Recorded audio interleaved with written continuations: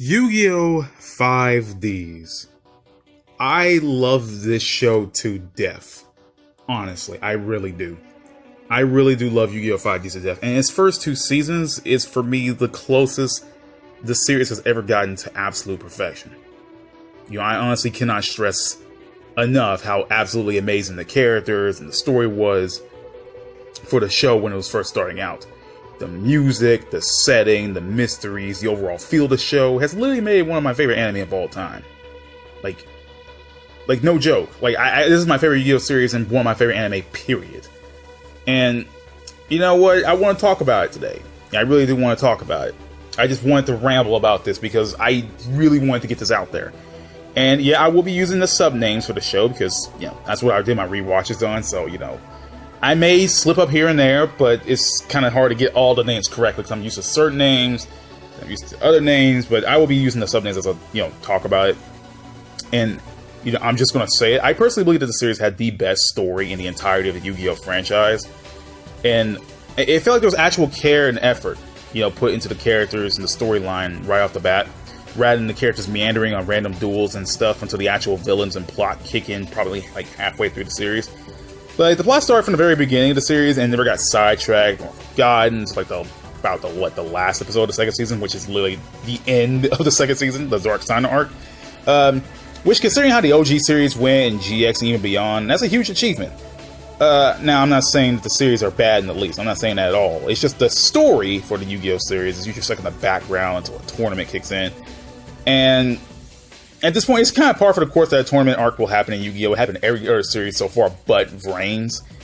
At least I don't think it happened in VRAINS. I kind of fell out of VRAINS about 3/4 of the way through. The pacing for the first two seasons was so damn excellent that it's not even a joke to me. Like, really, the pacing was so good. Like, within the first few episodes alone, we gotta get a feel of Yusei, we gotta get a feel of Jack, we get the starting plot, we'll learn about the science and the Crimson Dragon. Yusei goes to jail after breaking into a satellite after doing Trudge/Tetsu a second time. You had this satellite established as a miserable place full of those who have to live on what they have, you know, full of thugs and, you know, so on and so forth, etc., etc. And the good thing about the pacing of the show is that even when it does kind of slow down to a little bit, it doesn't feel like it slows down to a point where someone will really have a problem with it. And it managed to pack so much in the 64 episode run. Like, really, it has so much going for it. You know, the first two seasons were so damn good. And, you know, I never thought I would actually get a good depiction of poverty and criminal activity in a Yu-Gi-Oh! Series. Because you really know that the satellite is a scum, a place, a school full of scum and villainy. But in all seriousness, though, 5D's is one of the more serious and darker Yu-Gi-Oh! Shows, which, funny enough, yeah, you can actually take this show seriously for once, you know, outside the cards and, you know, out of the cards and the motorcycles and junk like that. You know, people ripped on 5D's when it started coming out because, like, oh, well, they're playing Duel Monsters on motorcycles, that's dumb, but, you know, now that I think about it, it's not the dumbest concept out there, you know, it's not really the oddest concept out there. The whole dueling on motorcycle things actually made it kind of more interesting, you know, it has its own set of rules, you know. It just seemed more intense that way. And the characters, I have to talk about the characters because this is Yu-Gi-Oh! The characters are super important because they're the ones dueling and going through all the personal stuff. The characters are also one of the best parts of the first two seasons of 5D's. And while I really do love the Yu-Gi-Oh! Anime, even with some of the starting characters at the beginning of the series didn't turn out so hot, really. You know, with the main series, you got characters like, you know, with the main OG Yu-Gi-Oh! Series, you got characters like Tristan or Taya, which they really didn't do much or even duel much at all. And it just seemed like they were just to be there, you know, just like the be, oh yeah, Yugi has two other friends that exist. And, you know, I don't have a problem with non-dueling characters. Like, I really don't. But they just, Tristan and, like, Taya didn't really amount to much, at least from what I remember. Like, eesh. And then, you know, GX had characters like Chaz, you know, who's pretty much turned into a joke character after getting him development and when the series was starting out, which is, it's kind of sad for me. They ruined kind of Chaz, though, because they pretty much just turned him like, oh, I'm constantly love struck for Alexis. That kind of, and, you know, turn the whole, you know, his whole running gags with the Ojama monsters, like, that kind of killed him for me. Though season 4 did get, you know, good with the plot of GX, but it didn't save some of the characters for me. And Zexal, look, Zexal is a show I am not a fan of. I'm going to say that, and it had way too many characters to count for me to even say, oh, well. But Tori specifically comes to mind because she is the main female protagonist. You know, she really didn't amount she didn't do much in the grand scheme of things. And, you know, as I said before, you know, I don't have a problem with non-dueling characters, but Tori, she didn't do anything. You got characters like, what's that Caswell dude? Like, I forgot the Japanese names, but there was like the dude with the glasses. I'm referring to his English name, Flip, or that dude who took pictures. No, that blue hair dude. It's been a while since I've seen Zexal, but hell, if I can't remember their names, you know damn well they didn't mean nothing. If I can't remember their names, and I actually watched Zexal all the way through. Yeah, I didn't have fun, but I watched it. And then, you know, you got VRAINS. VRAINS is a mixed bag for me, but I fell out of it like 3/4 of the way through because it just wasn't interesting to me. You know, like I started after 5D's, I kind of started losing interest in Yu-Gi-Oh, like the anime at least. I didn't duel much no more, and without me dueling much anymore, I dueled all the way up to like, you know, Pendulums became a thing, and then I just stopped playing. Especially when the Link Monsters came out, I just quit entirely because with Link Monsters kind of killed all my decks. But as I said before, like, while I don't hate, you know, those series, I just couldn't really be bothered to like enjoy them like I did 5Ds. Like 5Ds was special, you know. With your characters, you know, you got Yusei, you know, the main character. He was calm, he was cool, collected, he had amazing dueling talent to outsmart his opponent. But, you know, he held back a little, you know, some demons, knowing that he really couldn't help anyone. And it was shown that when, you know, both, you know, Raleigh and Martha was used as sacrifices, you know, for the Earthbound Immortal, and that he felt like that he was the reason that the Zero Reverse happened and split split Satellite away from Neo Domino. And he pretty much broke down wondering, like, why did none of his friends hate him, you know, for this? Like, he just felt he took all the blame on him because his father caused it. And, you know, in the early days, Yusei was called a Gary Stew, even Gary Stew in the early days of the series, you know, because he had pretty much a near perfect dueling record. And, you know, some people say, well, you know, the character that wins all the time is boring, and I will agree to that. Sometimes a character winning all the time is boring, but Yusei kind of flares it up. Like Yusei's not like some kind of character, like a big ass. He's not like some kind of giant force that pretty much one-shots everyone with ease, you know? Yusei has, like, good strategy, which makes his duels interesting, which makes his, you know, his whole almost complete good dueling record not so bad, you know? That's how I like it as, because he's not some kind of overwhelming force of like, well, I'm just gonna beat everyone with my overwhelming force. Like, if Jack had, like, a perfect dueling record like that, and, you know, he just beat with people with overwhelming force where they had no chance, that's how I can understand what people have a problem with. But Yusei, nah. He actually has a good strategy, and his duels are interesting, which makes me forgive his whole dueling record. And, you know, for me, it's refreshing to see his older, more experienced duelist as the main character, showing off how smart. It shows how smart and clever Yusei can be in tough situations. And his undecided duel with Kiryu, or Callan in the dub, you know, it kind of pretty much destroyed that whole cool, you know, how his, you know, cool facade he's pretty much played up the whole time. You know, like, you see Yusei, you know, he's all calm, cool, collected and everything, but like after his duel with Callan, Kiryu, whatever you want to call him, it kind of broke him down in a way, you know. You can see more of his, you know, darker side. Kind of messed him up. It messed him up psychologically, and it kind of hit him, you know, physically, because he had like a glass shard stuck in his stomach, so ouch. You know, it even got bad to the point where Jack had to literally punch him, like fight him in an actual fight, not an actual duel this time, to, you know, pretty much snap him out of it. And, you know, it's funny, it took up 20 plus episodes to get his run back with Kiryu. And, you know, for him to reconcile, which was actually one of the more heartbreaking moments, because, you know, Kiryu had a messed up life, but I'll get to him.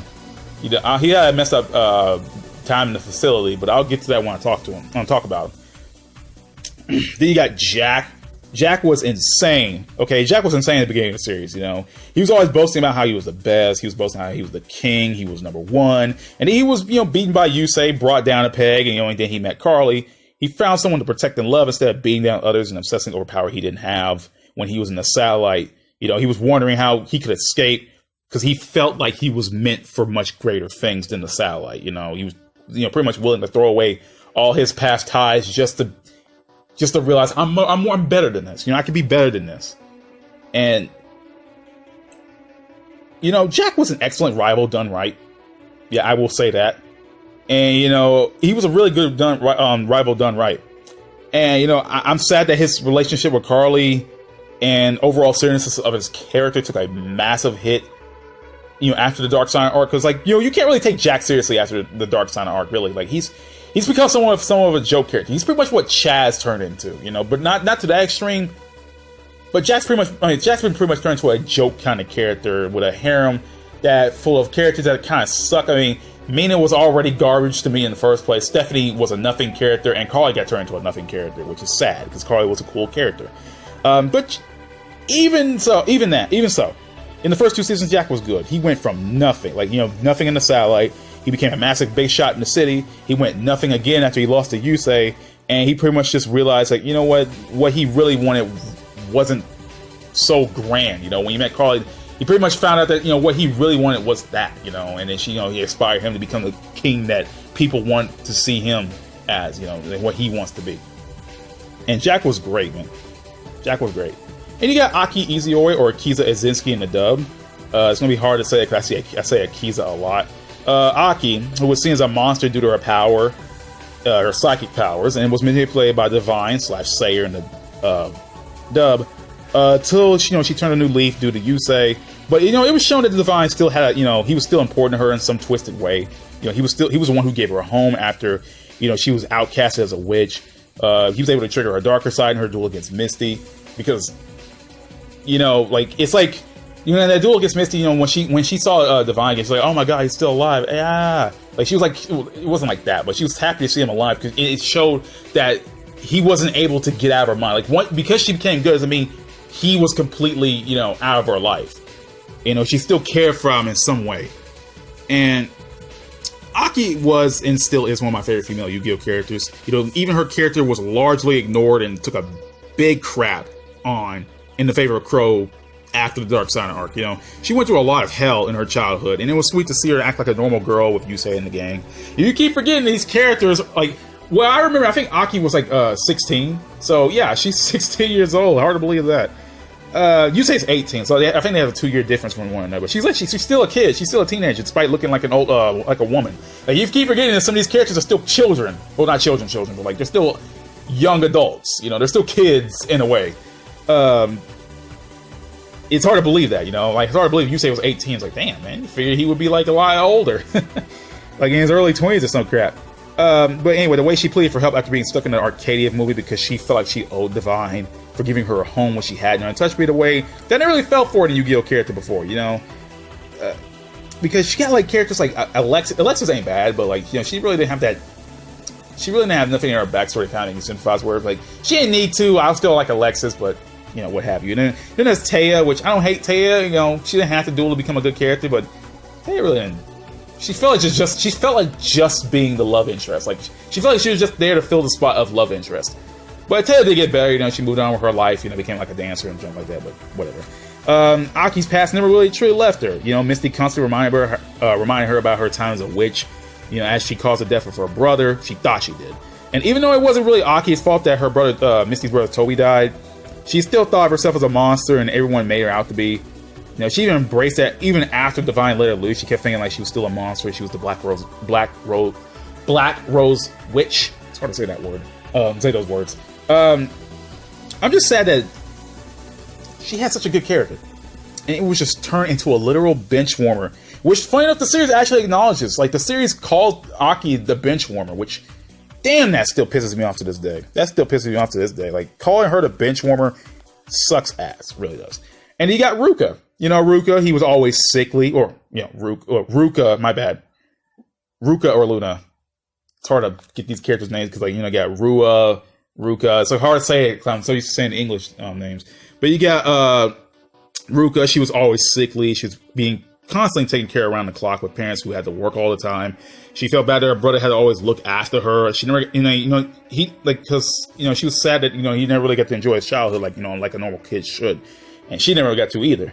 And even at a young age, you know, she began using the spirit world as some sort of escapism to the point where, you know, she was even tasked to say that world someday. She was just a little kid, but, like, you know, she kept going there so much. She's like, you know what, you're destined to save this world someday. And then you got her twin brother, Rua, you know, Leo. And, you know, he always felt weak that he couldn't protect his sister. And then even when she was discovered to be a signer along with Yusei and the rest of the gang, you know, he kept playing a part of him being super important so he can keep up with everyone else despite his, you know, pasty and admittedly terrible dueling skills. He felt like he needed to be special around them. You know, he just felt, he just wanted to seem like he boasted a lot. You know, he wanted to seem like he was better than everyone. Like, you know, seem bigger than he really was. You know, Because everyone else seemed special. You know, Yusei was someone he looked up to because Yusei had good dueling skill. Jack was someone he looked up to. Aki was afraid of Aki at first, but he acknowledged how strong she was. And you know, when his sister was already a prodigy when she was younger. So when she found she was a signer, like you know, Leo / Rua, he was the odd one out. You know, he really didn't have anything that tied himself to them in a way that made him seem like he was special too. He didn't have that. And I feel like I hate these kids, but no, I actually did in the first 2 seasons. They actually had a part to play. And though I will say my gripes with like Luna / Ruka in the Spirit World, it just felt like the Spirit World just had a big disconnect from the actual main plot. That felt like that they needed for something her to do, but it was all right. It just felt so disjointed from the actual series. It's like, oh wow, there's a dueling world out there. Like there's a Spirit world that don't even fit with the rest of the series.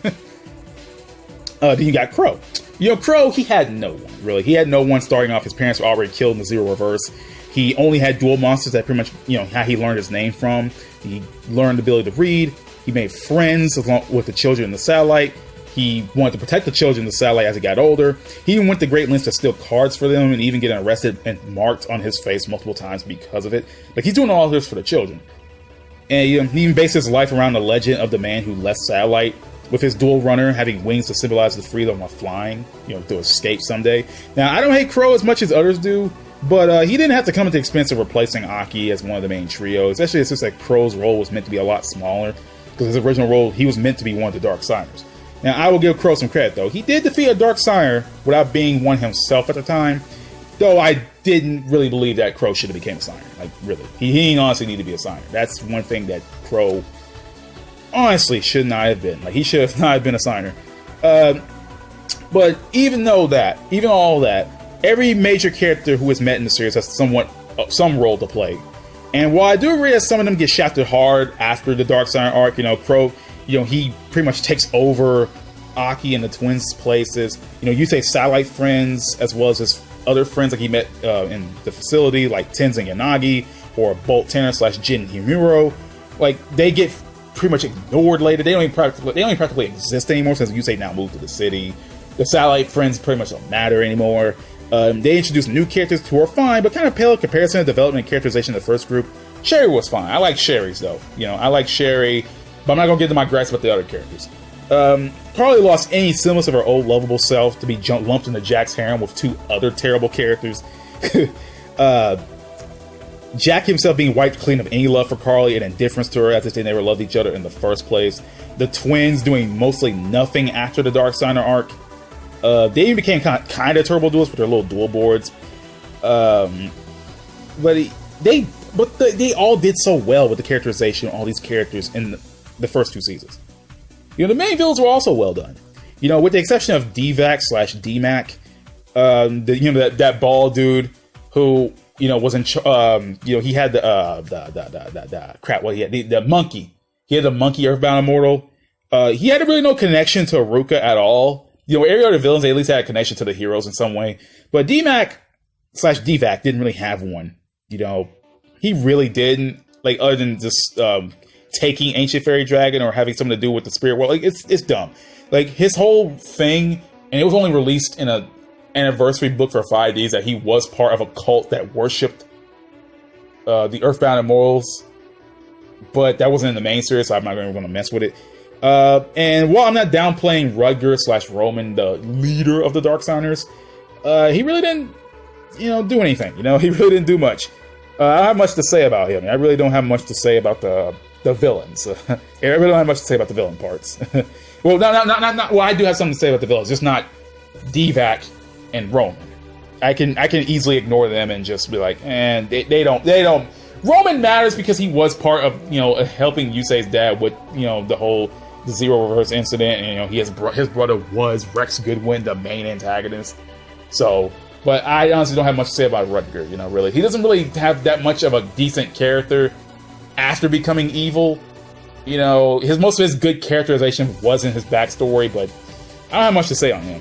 With villains, you had the first of the Dark Signers, Kyosuke Kiryu, or Callan Kessler in the dub. He had a good backstory to relate back to Yusei, Jack, and Crow, which showed more of their past as Team Satisfaction. Kiryu slowly became more obsessed with power, much like Jack at the start of 5D, so it's kind of a parallel there. Sorry. After conquering the satellite, and he even wanted to take on the security, and eventually killed one of the officers. It led to his arrest, and before he was taken away, he got angry at the sight of one of the officers letting Yusei off the hook, which it made Kiryu believe that, oh, Yusei, he sold me out, that bastard, he sold my ass out. But it really wasn't the case, but that's what he saw. He died in the facility due to neglect. They didn't really, obviously it's the facility. It's a horrible place in there, and nobody gets any, it doesn't, you died in the facility. He died. He cursed Yusei's name, and he was granted the opportunity to come back as a Dark Signer to get revenge on Yusei and make him feel true despair like he did. He came back with all his hatred focused on Yusei, and he even made Yusei nearly lose a duel as well as severely injuring him and his mental state. He just let Yusei live. He just wanted him to live, to suffer at the fact that, Kiryu was just more powerful than he was, and he wanted to show him how, it pretty much showed him how a true Dark Signer dueled firsthand. Because Yusei did duel a Dark Signer before. I think his name was, his name was in the Japanese version, it's Dick Pit, but his name is, they call him Grady in the English version, but his actual name is Dick Pit, which I'm not even gonna, they could have come up with any better name than that.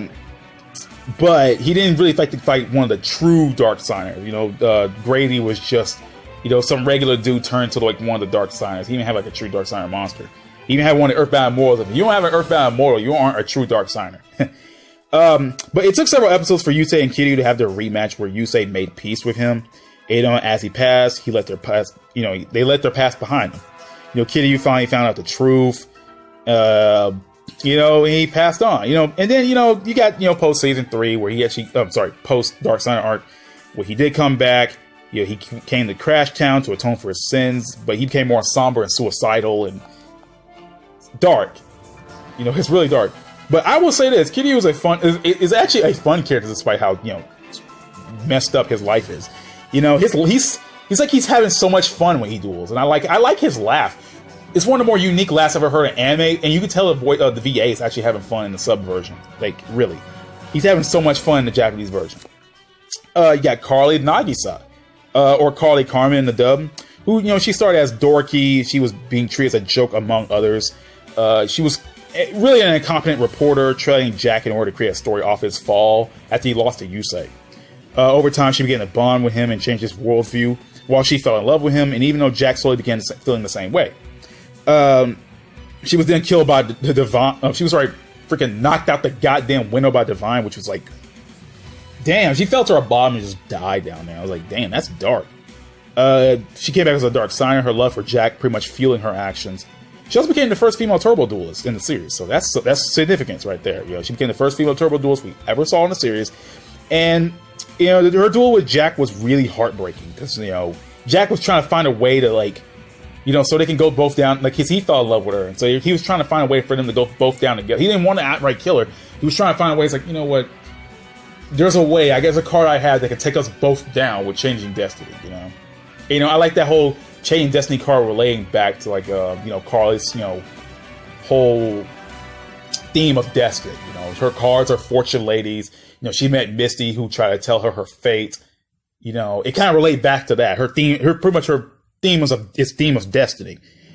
And Carly's one of the few highlight characters. Well, not few highlight characters. My bad. She's one of the highlight characters of the series. She went through so cool ass development, because you never thought someone like Carly would have been that important. Really, she became so damn cool and so damn important after she became a Dark Signer.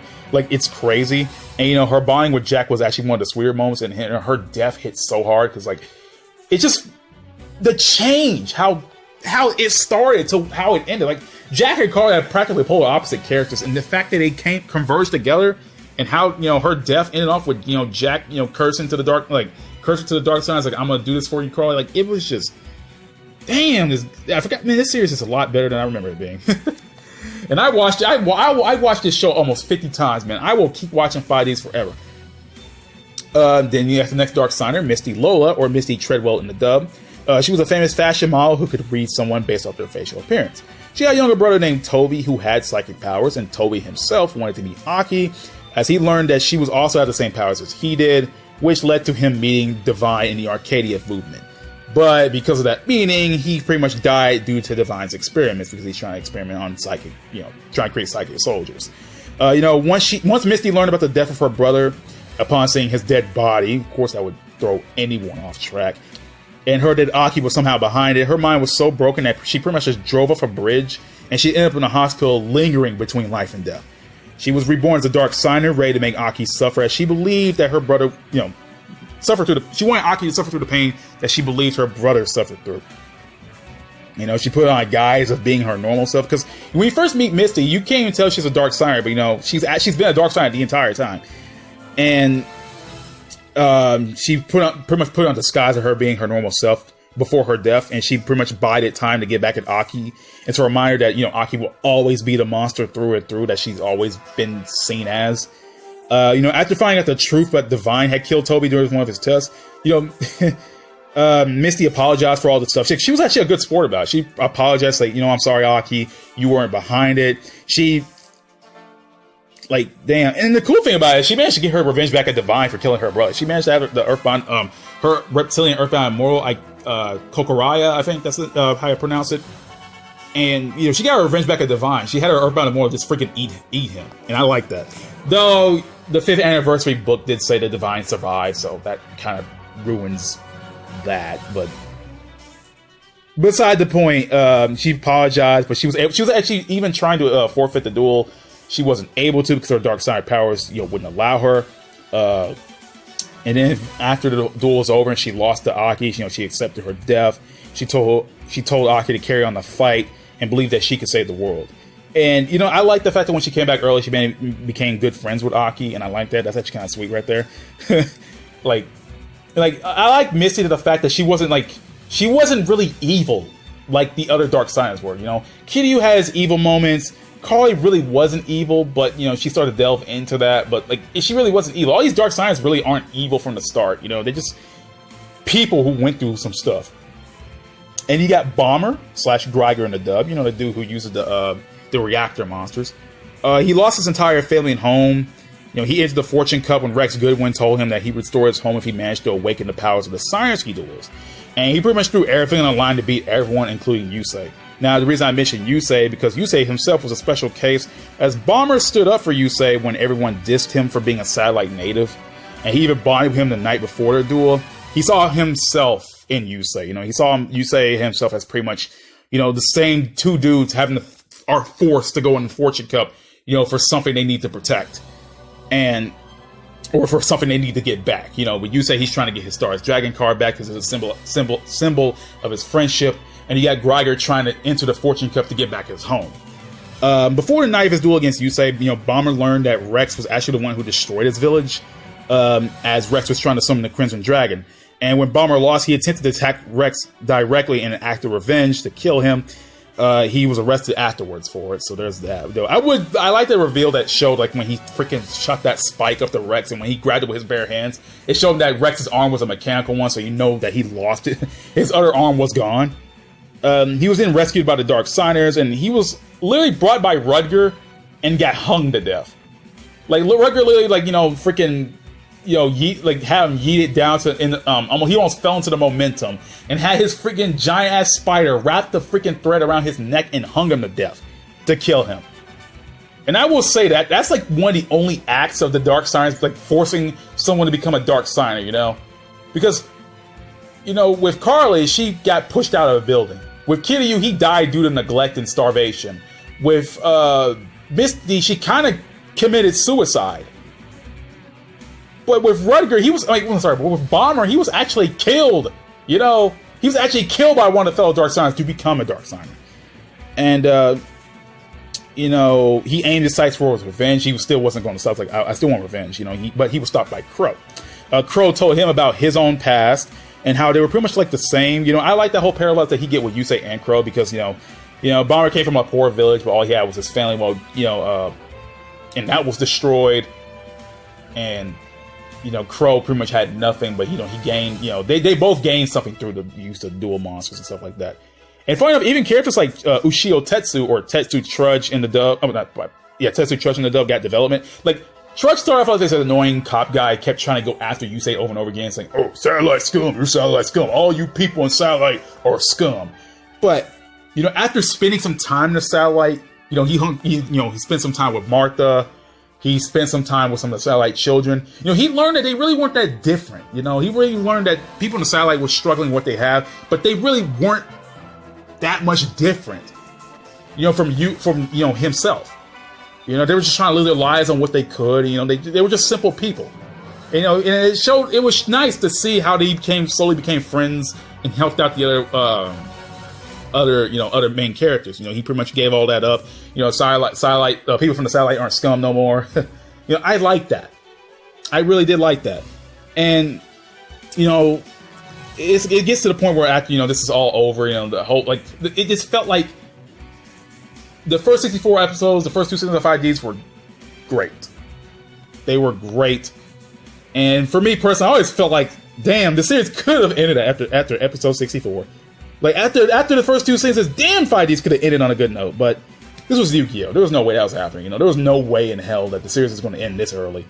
But yeah, for me personally, I could definitely see the drop in quality with the writing and the characters in their arcs after the Dark Signer arc. The Iliaster plot, funny enough, Iliaster was foreshadowed a lot in the first 2 seasons. You know, they talk about how they had a connection to the Crimson Dragon and the People of the Stars. But, you know, it was nice foreshadowing, but it didn't live up to the hype, you know, with the WRPG and all, because, like, the WRPG was a big-ass tournament arc that, for me personally, lasted way too long, and I don't hate it, but it was just too damn long, man. It just felt like it didn't have to be that long, especially when most of the duels were taken up by Yusei, you know? Like, most of the duels were just Yusei dueling. You didn't get and I understand, you know, the twins couldn't duel because, you know, they're children. But, you know, Aki gets one duel, she loses it, and it sucks. You know, Crow and Jack are sidelined for Yusei. Yusei just... And I don't mind, Yusei's the main character. I get he's taking up the spotlight, but that's all it was. Yusei was the only one doing stuff, and that kind of bored the hell out of me. Now, don't get me wrong, I still love it, but when comparing it to the early bits of the series, like the first 2 seasons, like, damn, Masaki Endo's clear mind cannot even change my mind on that, though. And, you know, there are several rumors and speculations to exactly what happened to the quality of the show. You know, some say it was a result of a new writer in the form of Shin Yoshida after episode 64. Some say it was the result of Crow overtaking both Aki and Rua as Black Wings became super popular. Some say it was because the Arcadia movement plot was scrapped because of the whole mess with Collier's VA and they wanted to deal anything with cults and stuff like that. Now, I do believe the new writer thing and Crow's Black Wings harming several of the things after season 3, because, you know, characters like Aki and Rua and Ruka, they took massive L's in character. Oh, sorry, my bad. Aki and Ruka, specifically those 2 girls, they took big ass L's. As the writer himself, like Shin Yoshida, he says he's not very good at writing female characters, and you can definitely see that. They took big ass L's, man, in character writing. Now, I don't know why the writers change, but things like this do happen, like, all the time. Like, things like this do happen. Writers change and stuff. But, you know, it's 10 years. The series is 10 years old at this point, so there's no point in me whining about it. But I want to whine about it.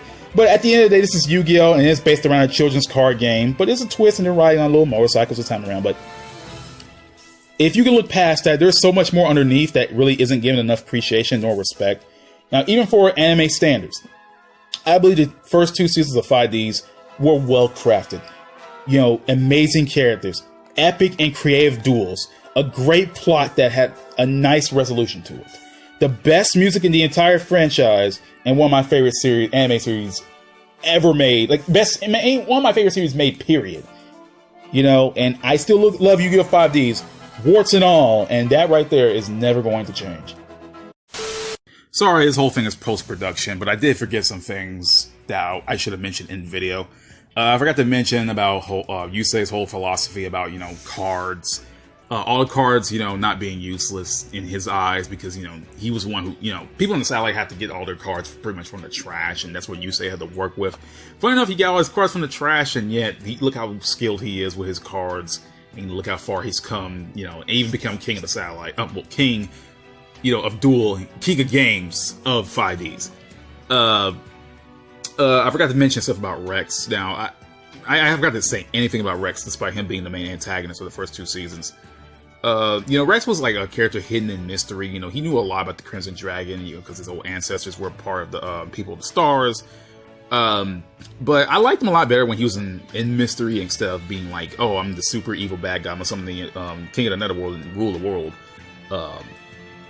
So yeah, there's that. But yeah, I liked him a lot better when he was like before he became, you know, the dark signer / regular signer. I like that much better before he was, you know, before he's big buff evil man. I like Rex a lot better then because, you know, he just seemed to be shrouded in mystery. You know, there was so much that, you know, he was telling people, but he was hiding along. Like he was pretty much bringing the science and dark science together to fight, so he can kind of come in and be like, oh, well, it's over, game over. I'm going to rule the world while y'all are, you know, doing your thing. You know, you're going to do what I say, and then you're going to pretty much, I can rule the world because of what you did, stuff like that. I didn't really go into much about Rudger either. I wanted to talk, I kind of slimmed over him, and I wanted to talk much more about him, but I didn't even say nothing about Yusei's father either.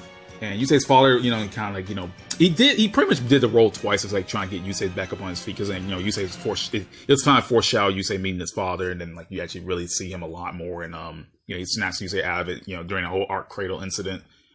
And I didn't feel like there was no point in mentioning that, because it felt like it was like too small for me to even bother with to even mention that. But yeah. Oh, I also forgot to mention, like, you know, I didn't talk that much more about the duels themselves. You know, I get to talk about how, like, certain people use their strategy, how Aki used to be more sadistic. You know, she used to, you know, she took pleasure of, you know, inflicting pain on people.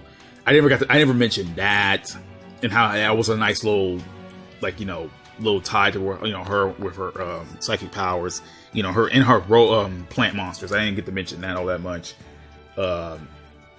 I did have one complaint. I'm kind of sad that Luna herself didn't get no kind of deck theme. You know, Yusei got his Synchrons. Jack kind of has, like, you know, Resonator / his Dark Monsters / Dragon Monsters. You know, Leo has, like, his Mortronics. And Aki has her plants. And Crow has his Black Wings. But, like, Ruka didn't really have any theme. And, like, what sucks about it is, like, you know, her theme is just, like, a bunch of monsters cobbled together to seem like they're, like, a, you know, foresty kind of fairy theme, but like she didn't have like her own character, you know, her own like I feel like Luna herself was like one of the more underused kind of characters in the series, because with Leo, once he became a sire, you know, he really wasn't used himself, but like, you know, he had somewhat more importance, you know, post the Dark Side arc than Luna did. And, you know, Luna didn't get her own deck theme. She didn't get no deck theme about ramp. It makes sense that her deck theme was based around fairies, because, you know, Ancient Fairy Dragon, whole Fairy Force thing, or like kind of a deck theme that ties her monsters together, but oh well. But other than that, those were things I forgot to fail to mention in the video. That's all I want to say. So I am out of here. 5D's is still a great show and all like that. And maybe I'll talk about, you know, season 3 onwards afterwards if I decide to. But see y'all next time.